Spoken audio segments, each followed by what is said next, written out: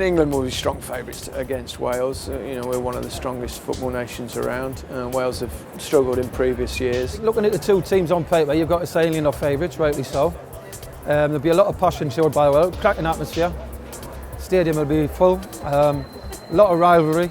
I don't think there's any love lost. I don't think we're particularly popular down there. So I think the lads will have to be aware that they're going to walk into a very intense atmosphere. It'll be a fantastic atmosphere, yeah.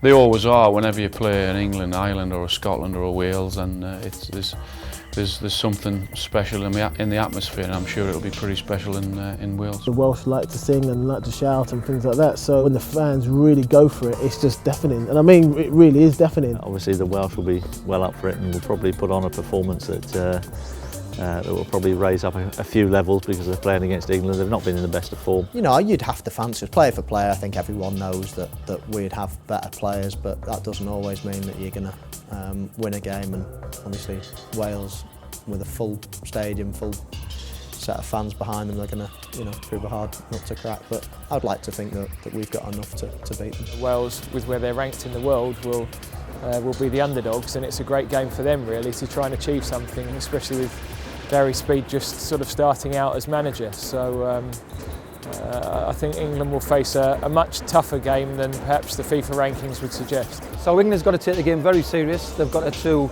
be very focused. I think overall apart, I would say we've got more experience and players who play at a higher level more than the Welsh team. But they've got some good players, obviously, the likes of Gareth Bale and Bellamy and etc. So I think it'll be a stern test, but one that England should come out on top on as long as they're concentrated and get their tactics right and get their players fit and in form. Hopefully, Bellamy and Gareth Bale will both be out injured again, and we won't have too much to worry about.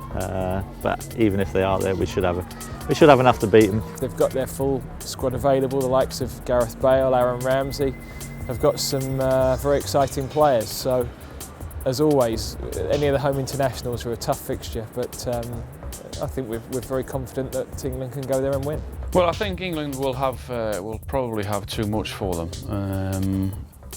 It won't be easy because these games are never easy.